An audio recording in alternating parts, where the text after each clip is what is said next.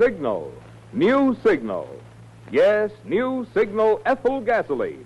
The super fuel of tomorrow is at Signal dealers today.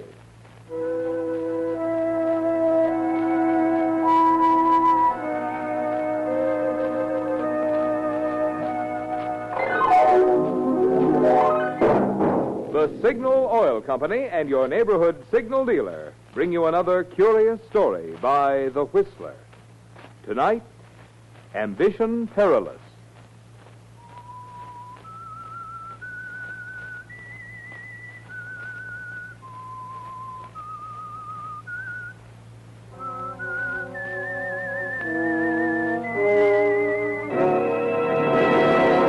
I am the Whistler, and I know many things, for I walk by night.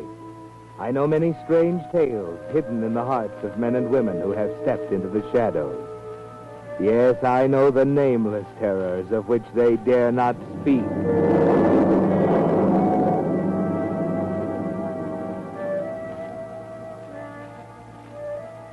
Ambition is a very powerful stimulant, a powerful urge driving men upward toward better things.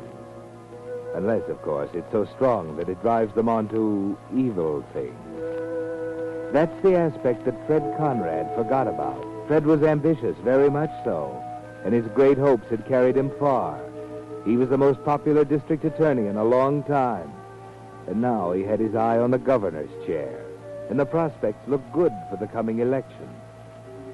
But they'd look even better, explained Art Moran, his campaign manager, if Fred agreed to Moran's great new idea. I tell you, it was a brainstorm, Fred, and it'll be a political masterstroke. The voters will eat it up. Fred Conrad, the great humanitarian, the champion of the underdog. Why, they'll vote for you in droves. It'll be a Now, cinch. wait a minute. Stop rhapsodizing and tell me what it is. Look, it came to me as I was going to bed last night. I just heard the news that the governor had issued a pardon for Max Fenton. Yes, so what? So what, he says. Remember Max Fenton, the guy who was sentenced to life for a sensational love killing 10 years ago? Of course I remember him. I convicted him. That's the point. That's just the point. Don't you see? It's great. Convicting Max Fenton was your first big triumph as a punk assistant DA, right? Right. Now, the governor, your political opponent, pardons him. So, what do? Issue a blast against the pardon? No. You give Fenton a job. A job? That's right. You meet him, shake hands with him, welcome him back into society, and give him a job. A helping hand. Get it? You take him under your wing. Oh, it'll be terrific. Wait a minute. That would mean I'd be siding with the governor, approving his pardon. Not necessarily. You don't have to approve fully. I got your statement all worked out. Besides, sometimes it pays to jump the fence a little. Yes, but suppose Fenton doesn't go straight. Supposing it doesn't work. That's the beauty of it. Let the governor worry about that. It's his baby. He issued the pardon. Well... Now, don't you worry about a thing. I've worked everything out. Talked to the parole board this morning. Got the arrangements all made. Here's the statement. You look at it while I phone the paper. Not yet now. Wait till I read it. Okay. While I cannot agree with Governor Dawes on the wisdom of pardoning Max Fenton, a convicted murderer, the decision has been made, and I, as a good citizen, will abide by it. Furthermore, I believe it my duty to give whatever assistance I am able to Fenton in his readjustment to the society to which he has paid his debt. Therefore, I have decided to employ Fenton in my home and to offer him every opportunity of once again becoming a useful member of the community. How do you like it? Not bad. I'll do it.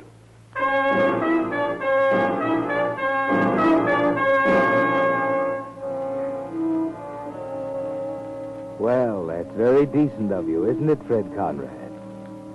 That is, it would be if you were doing it for a sincere motive, but you aren't. No, it's only your selfish interest you have at heart. Even when you meet Fenton at the gates and shake hands with him and he thanks you with tears in his eyes, even then it's the newspaper photographer you're watching.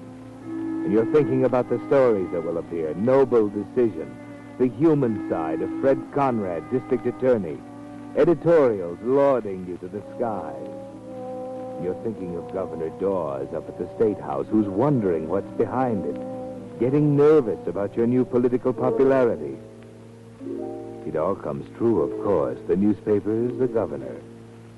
But publicity can attract attention lots of places, Fred Conrad. Places you'd forgotten about. For instance, at the bar of the Club Saint Moritz. Hiya, Millie. What'll it be? Make it the same, Barney, but double. Double? Coming up, bourbon straight. Thanks. Something bothering you, Millie? Why? Why do you ask that? Just curious. You never ordered the double before. Oh. Yeah. Something's bothering me. Now, that ain't right. A good-looking doll like you. A swell singer. You knocked him with that last number. That guy down at the end of the bar there, for instance. He sat there with his mouth hanging open like he hadn't seen a good-looking woman in years. Yeah? He's not bad himself. If you like the type. Anyway he likes yours, he's sure been staring at you. Know who he is? No, you want us to find out? You know better than that. The boss blows his top if I got guys hanging around here. Okay. Fill it up again, Barney. You mean another double? That's right. Yeah. Yeah, you really are stewing. You want to tell old Barney about it? It might help. It might. Barney, did you ever hate a person so bad that all you wanted to do was hurt them? Somehow, anyway, hurt them? Well, now, I don't know. Well, I have. Sort of eats you up inside. But you don't do anything. You keep it all inside of you. And one day, this person does something. And he's a big hero, talk of the town, great guy. Maybe he'll get elected to something. You wouldn't mean Conrad, would I'm you? not saying who I mean.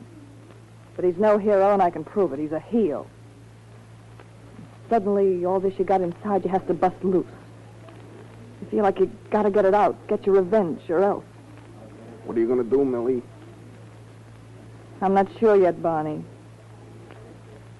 But I got a feeling that a certain hero in this town is going to be sorry I'm alive before very long.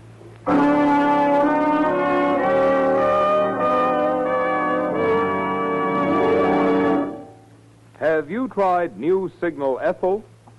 If you have, then you know it's the post-war gasoline you've been waiting for. The gasoline of tomorrow that's available today at your neighborhood Signal gasoline station. Motorists who have tried it can tell you about the pep, the pickup, the anti-knock of new Signal Ethyl. Oh, but that'd be spoiling your surprise. Just get a tank full of new Signal Ethyl and make that wonderful discovery for yourself. Touch your foot to the accelerator and feel that old motor get young again. Feel that performance you never dreamed was built into your car. Oh, there's real driving fun, new Signal Ethyl driving. So make it a point to stop this week at one of the friendly stations displaying Signal's familiar yellow and black circle sign. Say, fill her up with Signal Ethyl. Be among the first to find out how much fun driving can be with new Signal Ethyl. And now, back to the Whistler.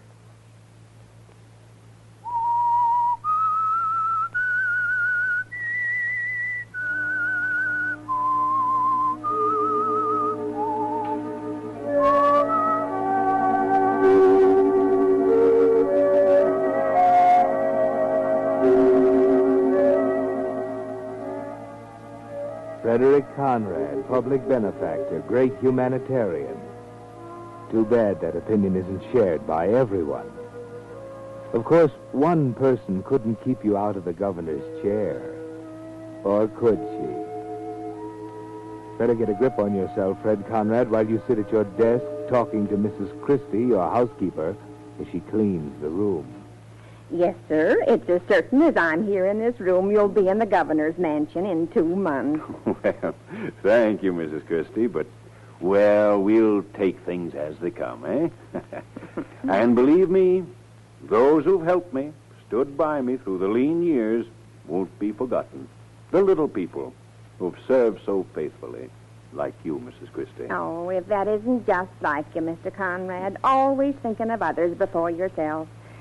Land you're always doing someone a good turn. All those prodigies, for instance, like Mr. Fenton. Protégés, Mrs. Christie. Oh, yes, of course. Well, that's just my little hobby. You might call me a speculator. I invest in people, and the dividends are well worth it. Probably one of your investments to make another touch. Are you in? Yes. And before you open the door, get rid of that dust mop, will you please? Yes, sir. I'd like to see Mr. Conrad, please. Just a minute, now I'll ask if he'll see you. Mr. Conrad, it's a young Never lady. mind announcing me. He'll see me all But right. I never. Hello, Mr. Conrad. Remember me? Millie. It's Millie, all right. And I'm no ghost. Mind if I sit down? Oh, no, please do. Good Lord. This isn't possible. All right, put your eyes back in. I told you I'm no ghost. I'm little Millie, Mildred's daughter. Remember me, Uncle Fred? Little Millie? Mildred's little girl? Well, of course, Millicent. Yes, Millicent. Now that we've got that settled, suppose you close the door. I'm here to talk business. Well, oh, of course. You may go, Mrs. Christie. There. Well, now, where have you been keeping yourself? Did you say something about talking business? Yes. And I don't like snoopy housekeepers. Fred, the whole thing. There. Well, my friend, you've done all right for yourself now. District attorney, next governor. At least I know you won't be satisfied until you are. You seem to know me pretty well. I ought to. Do you think I've forgotten what you did to my mother? Shh, You please, killed please. her. Just as surely as if you'd stuck a knife in her heart. Millie. She committed suicide because of you. Yes, governor. I know the real Fred Conrad. And I've got an idea there are a few other people in this state who might like to know the Fred Conrad I know. That letter in your hand. Looks familiar, doesn't it? Hands off. I've managed to keep this nice and clean ever since Mother died. I don't want to get it all smudged up. But I just wanted to compare it. You wanted to compare the stationery to that letter on your desk? Oh, no wonder you looked scared. Still using the same personal stationery, same letterhead, Frederick Conrad, same thick gold engraving. I hope you're smart enough now not to write love letters on that paper. What are you getting at? Ever hear of a smear campaign? Sometimes it takes a lot of big guys with a lot of pressure to blot out someone's career. And sometimes it just takes a girl with a letter or two. You're threatening me with blackmail. My mother was a rich widow. You took her for every cent she had. You were going to invest it for her. But I was. Could I help That it if wasn't things enough. didn't go... You told her you loved her, promised to marry her. I've got a complete record of your crooked, worthless promises in the letter I've got. Even when she had a chance to marry someone else, you ruined that. Listen to this. My darling, I must see you before you take this rash step. You know I love you, and I don't intend to let anyone come between us. Please... Stop! I don't want to hear any more. That was the night she jumped in the water at Cypress Point. Nobody ever knew you were there that night. Except me. How much do you want for that letter? Well, let's say $30,000. Isn't that about what you took from Mother? Are you out of your mind? I don't have that much money in the world. Okay, I'll take it on the installment plan. And we'll start with $5,000 by next Wednesday. Oh, you cheap little blackmailer. Cheap is hardly the word.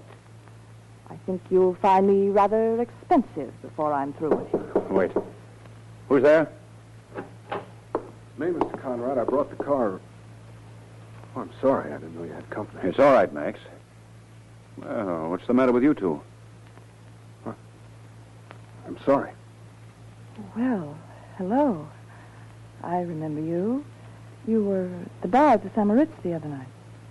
Yes, I suppose I should apologize for staring as I did. You two know each other? Well, not really. You might introduce us, Uncle Fred. Oh, yes, of course. Millicent, this is Max Fenton. Not the Max Fenton. Yes. I'd better be going now. I just brought the car out. Well, it's all right, Max. I won't be needing it. You can go. No, wait. I was just going. If you don't mind, Uncle Fred, Mr. Fenton can drive me home. Oh, yes, if he's not busy. No, I'd be very happy to. Good. And we can go right now. But, Millie... Our business is all finished. I'm sure we understand each other, don't we, Uncle Fred? And I'm sure you'll make the necessary arrangements by, shall we say, tomorrow night.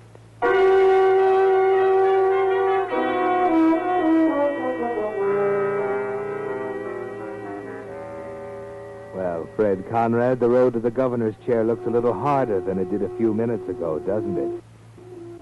It's going to be a little more costly than you figured. You've got the first $5,000 and you pay it. But then in 2 weeks, Millie wants another installment, another $5,000. This time you need help, and you get it. From Moran, your campaign manager. But the campaign fund won't stand too much, Fred. Moran has to account for that money. And he says as much the next time, when you're trying to raise the third installment, another $5,000. No, now look, Fred. I can't do it. $5,000 don't grow around on trees. And they're getting plenty strict about campaign expenses. How am I going to account for it? I don't care how you account for it, but I've got to have it. It's important, plenty important. You still don't want to tell me what it's for? No, I don't. Then I'll tell you. You're playing the sucker for a canary. Don't try to deny it. I've been checking up. This singer from the club, St. Moritz. She's been coming out to your house to see you. She's been banking big money. Put two and two together. You had no right to go snooping into my business. Your business. It's my business, too. I'm in this campaign up to my neck. And I don't intend to see you play sucker for a dame like that. Now, look, I'm not playing sucker What for do any you call dame. it? Paying big dough to the girlfriend while she makes eyes at another guy, an ex-con, your own gardener. Fenton, Yeah, Fenton. He's the apple of her eye.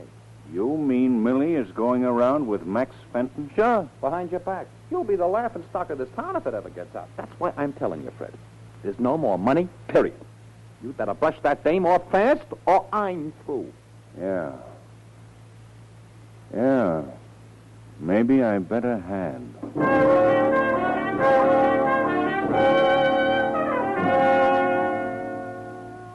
Now, Fred, what's going through your mind? When Moran told you about Millie and Fenton, a great idea burst in your mind, didn't it? A great idea. But wait, Mr. District Attorney. You're thinking about murder. Murder, Fred Conrad. You know all about that. You know what happens to murderers. You've sent them there many times yourself. So if you're going in for anything like that, you'll have to be careful, plenty careful. Set it up carefully, Fred. Well, Max, you certainly have the green thumb. The roses haven't bloomed like this in years. Just what I've been telling them, Mr. Conrad. Would you look at this basket of Cecil Brunner's? My, aren't they beautiful? Where'd you learn so much about flowers, Max? I took care of the garden. You know where. Oh, yes, I see. We'll have to hurry if you want some of the zinnias, Mrs. Christie. It won't be light much longer. Why, it'll be light for another 2 hours. What's your hurry, Max? Now, Mr. Conrad, it'll take him a good 2 hours to get cleaned up for his date tonight. How'd you know I had a date? Oh, I may be dumb, but I'm not blind and deaf. Neither's Mr. Conrad. That's right, Max. Oh, now, don't look so sheepish, man. You've got a fine girl in Millie. And a mighty good looker. Yes, sir. There are plenty of young swains who'll testify to that. What do you mean by that? Well, Max, I do believe you're jealous. Just look at his face, Mr. Conrad. A regular thunder Give me that cloud. basket. I'll get you zinnias. Why, land sakes, the man must be silly in the head to get so upset over a little thing like that. Oh, I was a fool to make that remark. Not at all. It wasn't your fault. The man is just crazy jealous, that's all. You're right, Mrs. Christie. It's very obvious. I just hope I haven't made a mistake. Why, what do you mean, Mr. Conrad? Oh, nothing except, you remember why Max Fenton went to prison? Why, yes, it was... Yes. He killed his girlfriend in a jealous rage. Oh, no. I only hope I haven't made a mistake.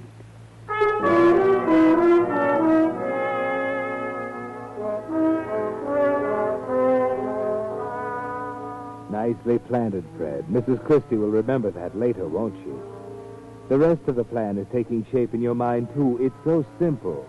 Max Fenton once killed a girl he loved in a fit of jealous rage. Why can't he do it again? Well, of course, it's too much to expect that you could drive him to it. But it wouldn't be hard to make people believe it if Millie were found dead, would it? Not hard at all. Of course, that means that you personally must do the job. But, well, ambition has carried you far, Fred, and you're not going to give it up now. No, not Fred Conrad. Now all you have to do is set up the scene.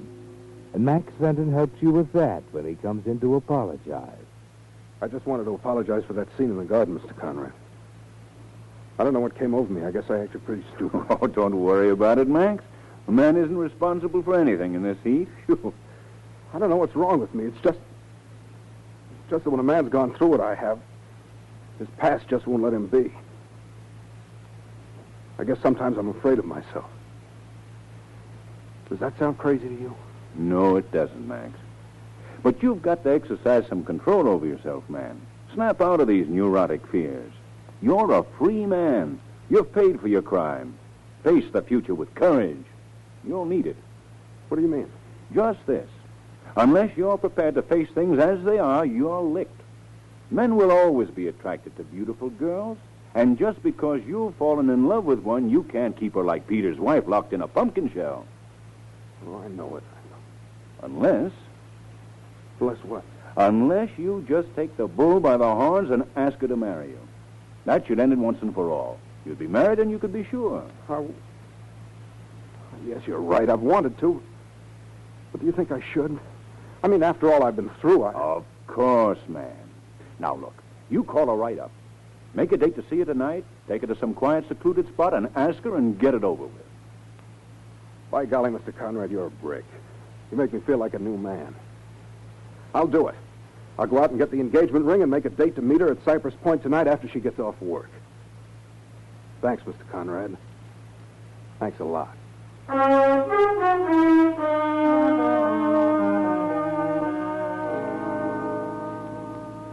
Yes, thanks, Fred Conrad, for setting everything up so well. If Max Fenton only knew how well. It's going just the way you planned. You wait long enough for Max to have made his call. Then you put in one to the same number. Hello? Hello, Millie. Are you alone? Of course I'm alone. Who's this? It's Fred Conrad. Listen, I'll have that money for you tonight. Well, tonight's only Monday. It's not due till Wednesday. But you don't understand. I'll have all of it. So what? Hey, you mean the whole amount? Yes. I had a pretty hard time raising it, but I'll have it all for you tonight. Well, it'll keep till Wednesday. I've got an important date tonight. I know all about your important date, but this needn't interfere. I'm not keeping that much cash on me any longer than I have to. I'll get it to you tonight, and you see that you have those letters. Look, I told you, I can't... What time is Max meeting you at Cypress Point? 11:30. I'll be there at 11. I'll give you the money, get the letters, and be gone in 10 minutes. Say, what are you trying to pull? The setup sounds phony to me. I'm getting fed up with this business, Millie. And wash my hands of it once and for all. Either you'll agree to my proposal, or we'll just forget the whole thing. You can go ahead and carry out your threats. At this point, I'm beyond caring. Okay. Skip the dramatics. Meet you tonight at 11. And see that you're on time. I will be. And see that you remember to bring those letters.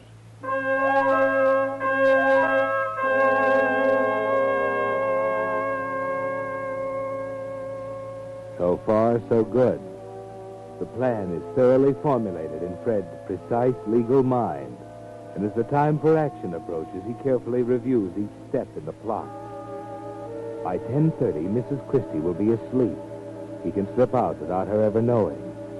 The trip by automobile will take 20 minutes each way.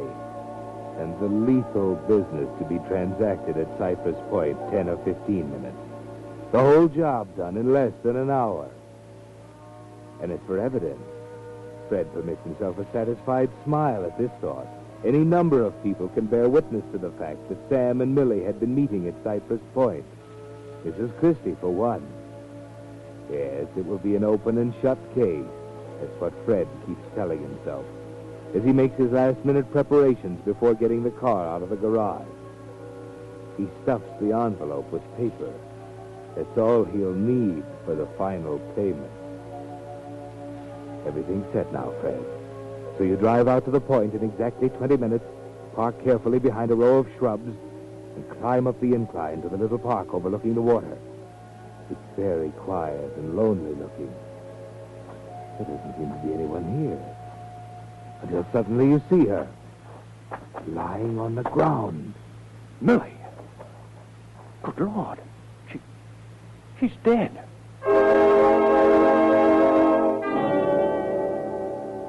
Yes, Fred, there lies Millie, dead. And the thoughts go whirling through your mind. It's even better than you'd planned. Max Fenton had done the job for you, probably in a jealous rage. Maybe Millie refused to marry him. Somehow you don't stop to wonder about the fact that Max wasn't due until 11:30. But she should have, Fred. But now it's too late. Your thoughts are rudely interrupted. Yeah, she's dead. Uncle Fred. Max, what have you done? That shouldn't interest you so much as what I'm going to do. Max, no, stop. Max, what are you doing, Max?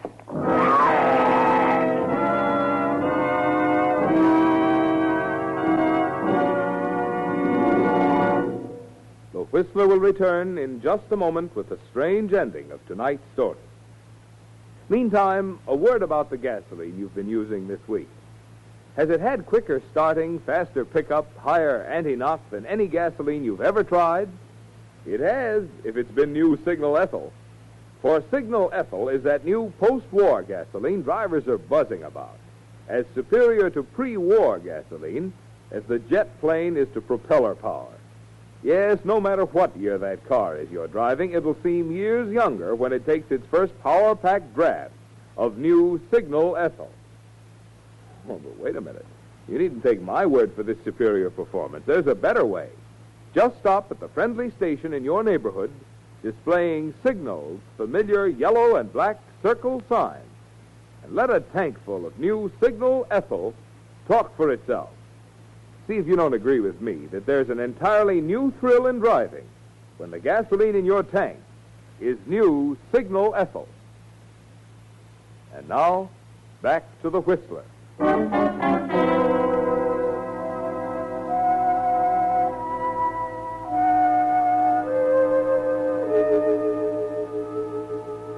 Well, Fred Conrad, it didn't turn out the way you planned, did it?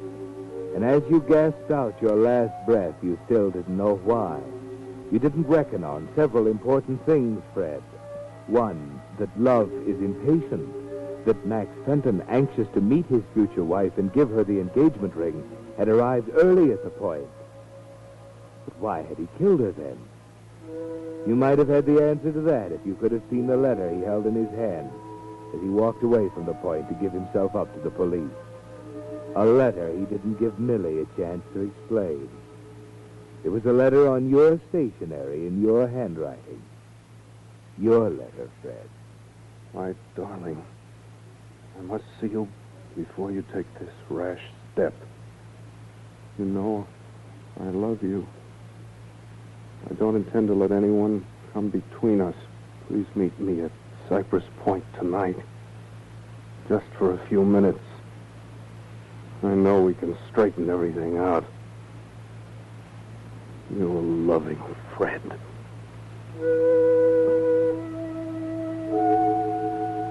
Yes, Fred, the letter you wrote Millie's mother long ago. The letter you were going to buy back with murder. The irony of it was you wouldn't have had to. You see, Millie was in love, too. She decided you'd suffered enough. Her revenge was complete. She intended to give the letters back to you tonight and keep the $10,000 she already had as a wedding present from you to her and Max Fenton. Too bad, Fred. It might have worked out so well.